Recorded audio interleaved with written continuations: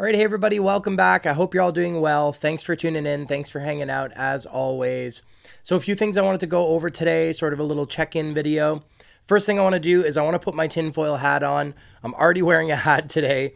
My hair's a bit crazy from spending the day outside, but anyways, I'm going to take this one off. I'm going to put my tinfoil hat on, and we're going to talk about Florian. I know it's super early to talk about Florian. We're really, just theory crafting here. But this came up during the last stream. I've been streaming a little bit more on the channel. And, we looked at Florian. I'm super excited about Florian. So if you're also excited about Florian, be sure to subscribe. There's going to be a lot of Florian content on this channel, I can already tell. The hero just looks super cool, super flavorful. So I'm looking forward to it. But this question came up last time. We were talking about Florian. And the question was, what are some existing cards that may be impactful in Florian? And again, super early. We're not going to be able to know what Florian really wants to do until we get more spoilers. So it's super tinfoil hat. It's just theory crafting, okay? But we're going to take a look. I put together a little deck list. I also owe you guys a giveaway. So there was a giveaway stapled to the last box opening for a custom shadow box altar, young hero from Part the Mistveil. So we're going to draw that after we talk Florian. And then I'm just going to talk about the next few weeks. I'm actually away, traveling a little bit, but we have some stuff going on. So we got the local league back up and running. So there's going to be some gameplay videos on the channel. No worries there. So we're going to come back to the giveaway. Tinfoil hat time. So this is tinfoil hat Florian. Just open format, obviously.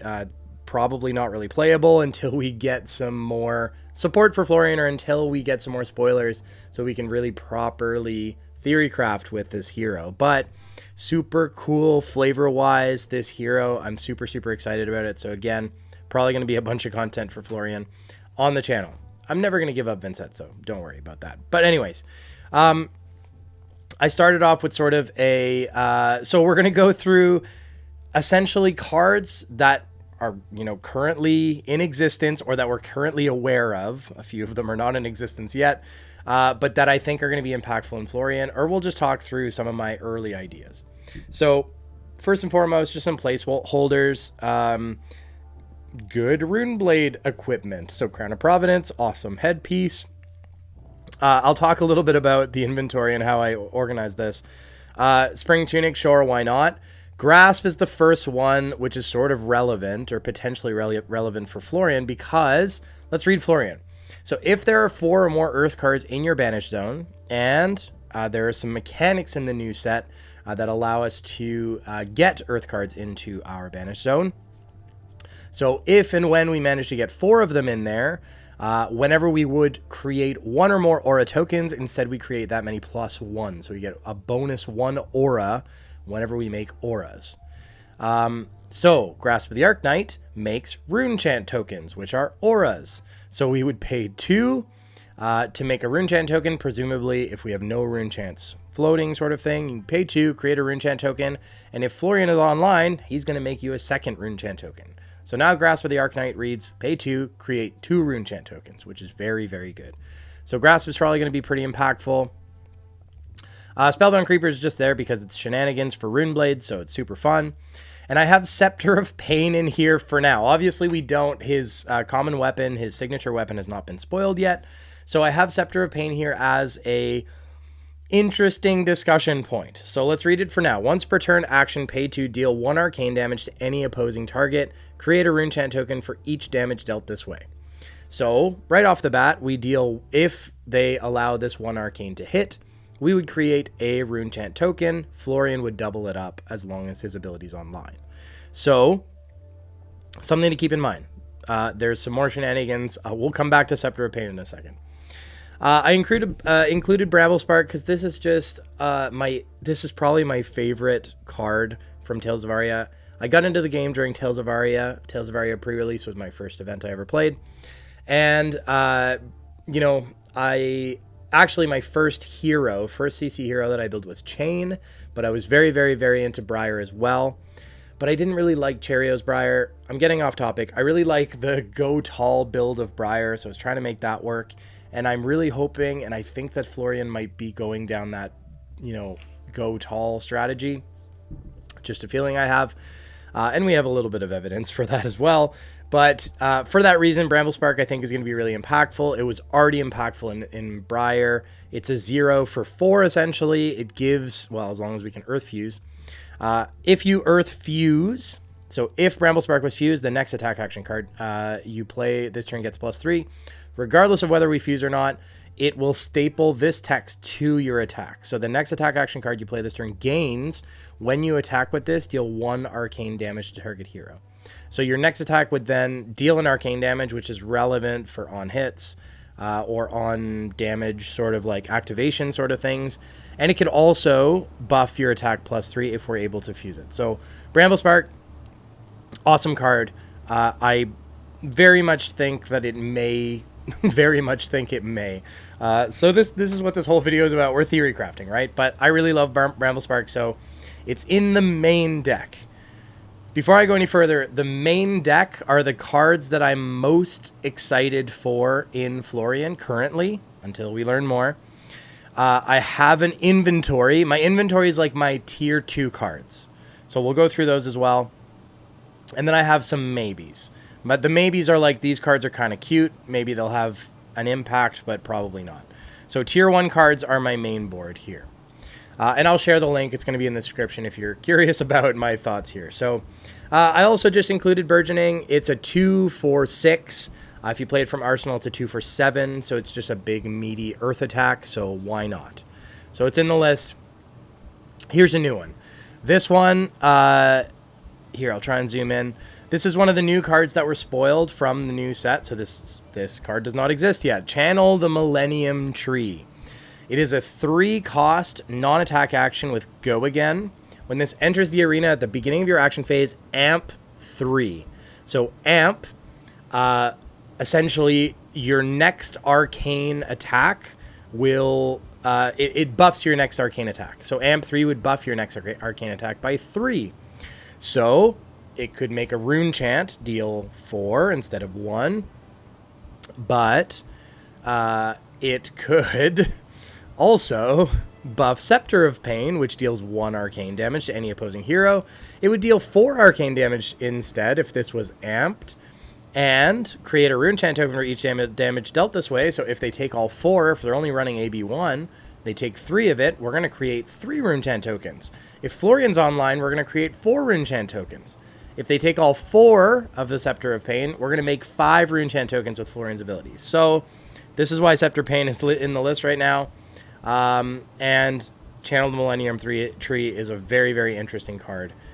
Before we know anything, right? It has Channel Earth. We're kind of familiar with that mechanic. So at the beginning of your end phase, put a flow counter on this. Then destroy it unless you put an Earth card from your pitch zone on the bottom of your deck for each flow counter on it. So this is similar to Channel Mount Heroic or other channel cards that we've had. Another new card that we got from the early spoilers from this set, Felling the Crown.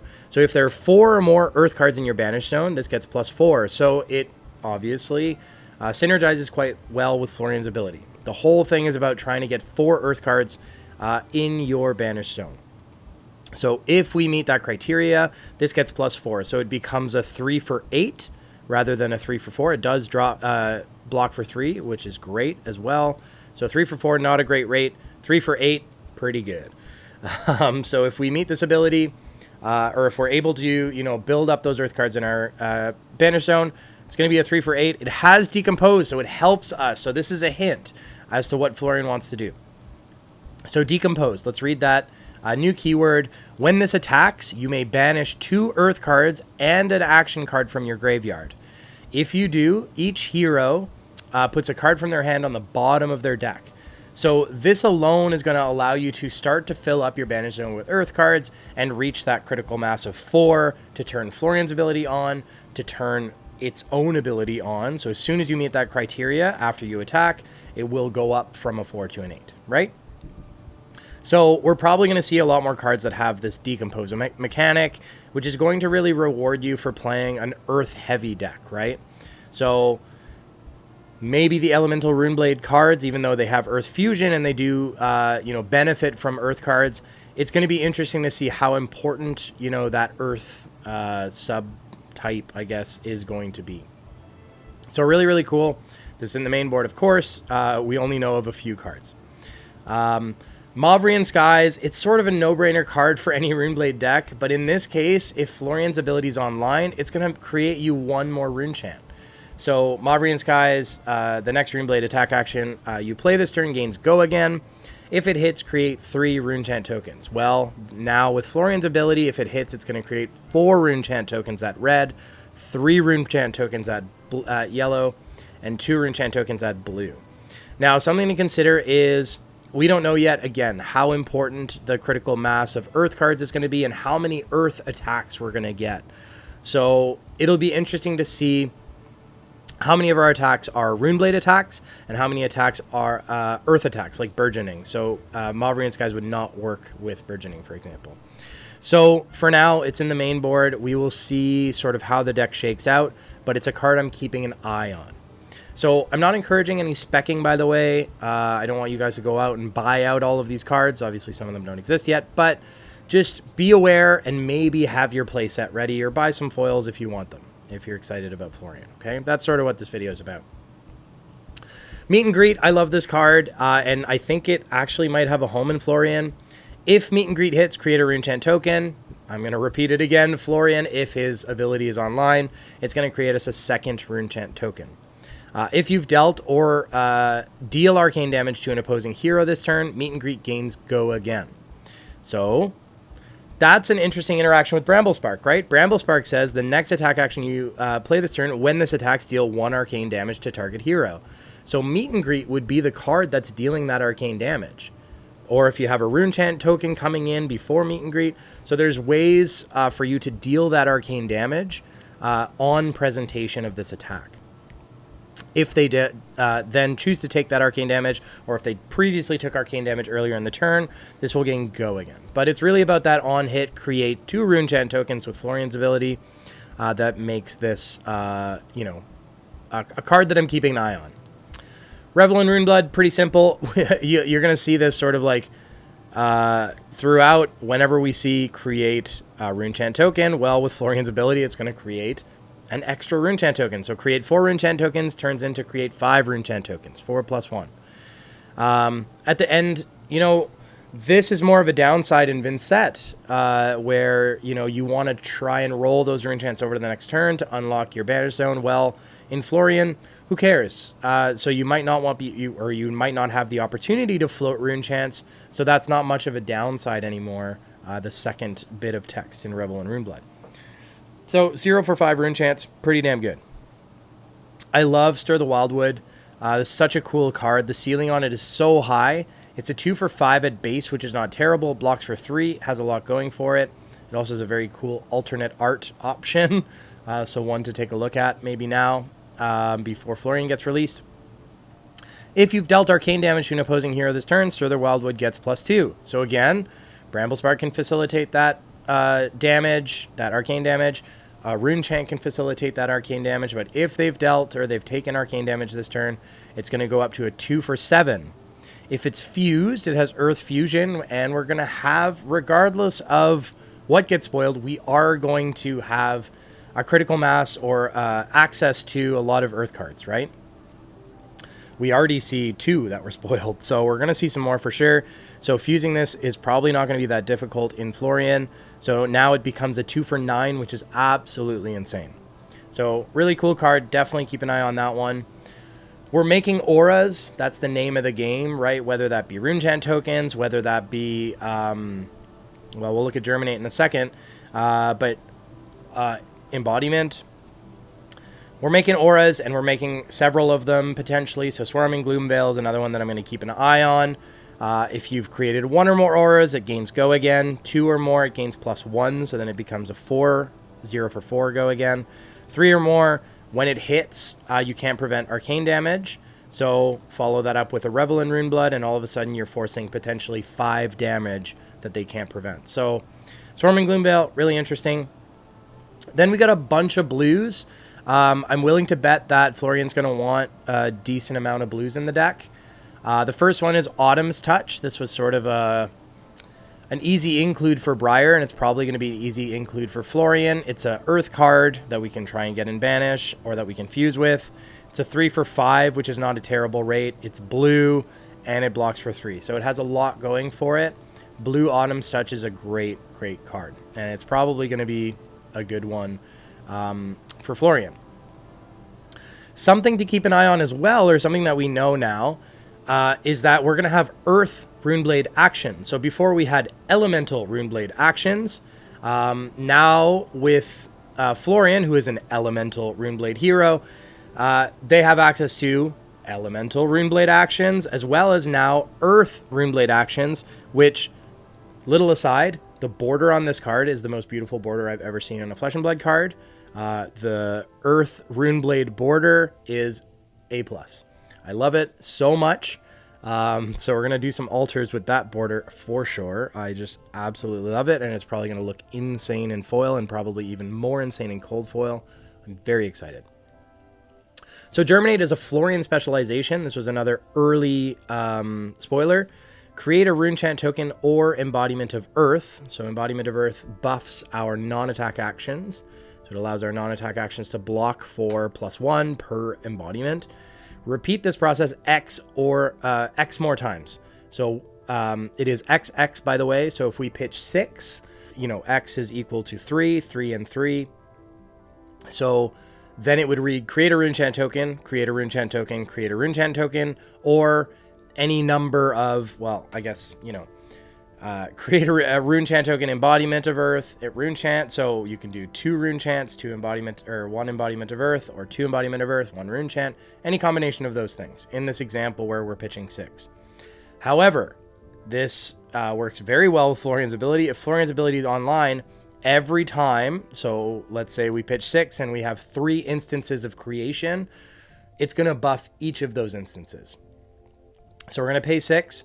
We're going to create a rune. Let's say we just want to create a bunch of Runechant tokens. Create a Runechant token, Florian's going to make you a second one. Create a Runechant token, Florian's going to make you a second one. Create a Runechant token, Florian's going to make you a second one. So for 6 resources, we get 6 Runechant tokens.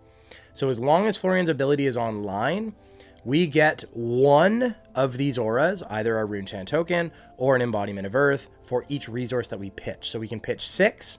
As long as Florian's ability is online, we can get 3 Runechants. No, that's not true. So we can get 4 Runechants and 2 Embodiment of Earths, or we can get 4 Embodiment of Earths and 2 Runechants, or we can get 6 Embodiments of Earths or 6 Runechants, okay? That's a lot. On top of it, why not? Let's gain X plus 1. So we'll gain 4 if we pitch 6 to this. So amazing card, amazing border. I'm really excited to see. And so if we see more of these Earth Runeblade actions, and maybe we'll see Earth Runeblade attacks, then Mauvrion Skies again becomes a higher pick on our hit list. Something to keep in mind. So Tomorrow is going to be a really interesting one. I specifically chose So Tomorrow Blue. This is an easy one to stuff in your arsenal just as an extra card. It's Earth, so if we do have a heavy sort of like fuse build, again, this is early tinfoil hat stuff, so we don't really know. But I think So Tomorrow Blue would probably be the pick. It's a 2-block, which is a little unfortunate. But we're probably going to want a Critical Mass of Earth card, so it's good. Excuse me. And it costs 1. Put target Earth or Elemental action cards with cost 2 or greater from your graveyard on the bottom of your deck. So some of those big hitters that we got from earlier. Put it on the bottom of the deck, and then banish this card. If this is played from Arsenal, we draw a card, so it replaces itself. So good Arsenal target, good Earth card to, start to pile up in your banished zone. Something like Spellblade Assault. I have the blue version here because it's a blue block 3. May or may not. Maybe this deserves to be in the inventory instead of like pick 1. But create 2 Runechant tokens becomes create 3 Runechant tokens with Florian's ability. So this becomes a 2 for 5 value, which is pretty good. It's a 3-block. So if we need more blues, it might help to round out the deck.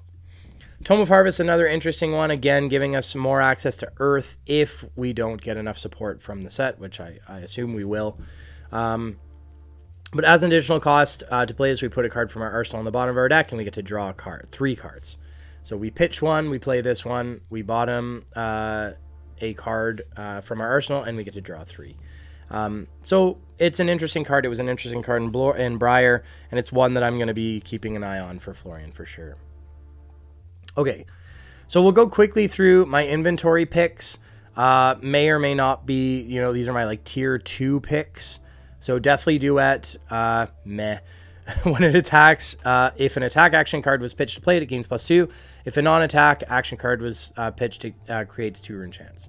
So with Florian, that's 3 rune chance. Sure. I'm hoping Florian is a go tall hero. So Earthlore Surge at red here is a 2 for +5 on your next attack action, which is a significant buff. With Go Again, it is an Earth card, so we can, you know, be happy to banish it, all this kind of stuff. So I'm keeping an eye on Earthlore Surge. Maybe this one actually gets upgraded to tier 1. So yeah, I don't know. I'll do that later, but maybe Earthlore Surge goes up to tier 1 just for within my heart. And then Spellblade Assault, maybe it goes down to the inventory. Explosive Growth, I'm like sort of meh about. It has Earth Fusion. If it was fused, whenever it deals damage, attacks you control gain +1. Well, if Florian's a go tall hero, maybe that's not going to matter. If there is sort of a go wide strategy, then maybe. So I'm like sort of lukewarm on this. When you attack with this, it does deal 1 arcane damage. So this coupled with Bramble Spark can be interesting, but it's a hard maybe for me. This one came up during the stream too. Mordred Tide. It doesn't really interact that well. So whenever you create a Runechant token, instead create that many +1. Pretty friggin' cool with Germinate. So you're gonna get a lot of value between Mordred Tide and Germinate, but beyond that, like most things are like 1 instance of creation, and Florian buffing it by 1. So Mordred Tide just buffs it 1 more. So honestly, I think it might be hard to get a significant amount of value from Mordred Tide. So it's a hard maybe for now until we learn more. If there's more of these like multiple instances of creation, then it could get out of control pretty quick. Reduce your rune chance, already good. Depending on whether we're rolling rune chance over to the next turn, you don't really want to be paying for it. But if it's free, if you have a rune chance sitting, a 0 for 4 defense, so it costs 1 less to play for each rune chant you control, and it creates you a rune chant token, which with Florian is going to create you a second rune chant token. So depends on whether we're sitting on rune chant tokens between turns, where you could play this for free on your opponent's turn. So maybe. Runeblood Incantation is actually pretty interesting. This one might go into the top echelon because it enters the arena with 3 verse counters on it at the beginning of your action phase. If you're a Zen State player, you're very familiar with this card. You remove a verse counter, you create a Runechant token. With Florian, that would create you an additional 1. So for the next 3 turns, you would create 2 Runechant tokens at the beginning of your turn. So this is essentially 1 for 6 value, as long as Florian's ability is online. Pretty good. So another one I'm keeping an eye on. Runic Reclamation could be a good sideboard piece. It's a 3 for 7. When it hits a hero, destroy target aura they control. So maybe a good piece to put in the mirror match. If you do manage to destroy an aura, there are lots of heroes that like auras. So, good sideboard piece into Prism, good sideboard piece into Enigma. Anyways. If you manage to destroy an aura on the other side of the table, you create a Runechant token. That would be create 2 with Florian's ability. Shrill of Skullform, just a 2 for 7. You're not going to have an issue creating auras, so it's a very good card. Sutcliffe's Research Notes is an interesting one. This was kind of a late addition, but reveal the top 3 cards of your deck. Create a Runechant token for each Runeblade attack action card revealed this way. Then put the cards on top of your deck in any order. So, question for a judge. Maybe comment if you know.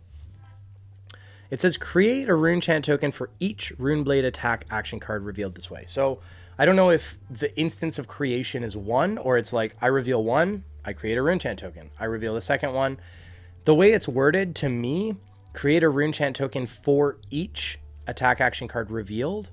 So if it's 1 at a time, like you reveal 1, you make a Runechant token. You reveal another one, you make a Runechant token. Seems to me those would be separate instances of creation. So similar to Runeblood Incantation, it's less guaranteed. And depending on the makeup of our deck, it could be more challenging to get off, but it could be a 1 for 6.